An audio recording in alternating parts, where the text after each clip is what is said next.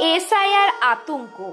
কলমে সময়ের দর্পণ কবি বিধানচন্দ্র হালদার, কণ্ঠে শ্রাবণী চ্যাটার্জি। চোখের জল টপ টপ টপ টপ শ্বাসরুদ্ধ হয়ে আসছে, মনে মনে দাবানল খাড়া ঝুলছে মাথার উপর। যে কোনো মুহূর্তেই আমাকে দেশ ছেড়ে চলে যেতে হবে। ক্ষতবিক্ষত সারা শরীর, ক্ষতবিক্ষত রবীন্দ্র স্বরলিপি, ক্ষতবিক্ষত নজরুল, ঝলসানো আকাশে ভয়ঙ্কর আতঙ্ক খাড়া ঝুলছে মাথার উপর।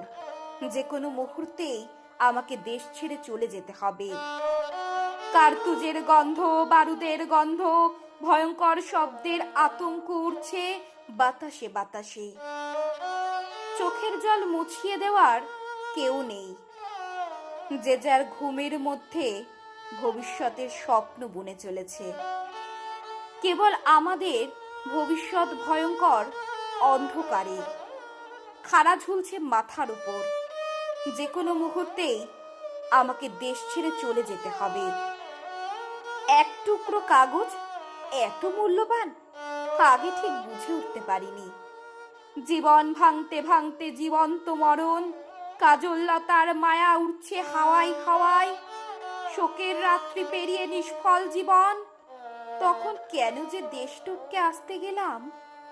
খাড়া ঝুলছে মাথার উপর, যে কোনো মুহূর্তেই আমাকে দেশ ছেড়ে চলে যেতে হবে। শোকের ছায়ায় আজও রাত্রি, সূর্য ঠিকানা হারিয়ে ফেলে, চাঁদ পথ ভুলে যায়। খাড়া ঝুলছে মাথার উপর, যে কোনো মুহূর্তেই আমাকে দেশ ছেড়ে চলে যেতে হবে।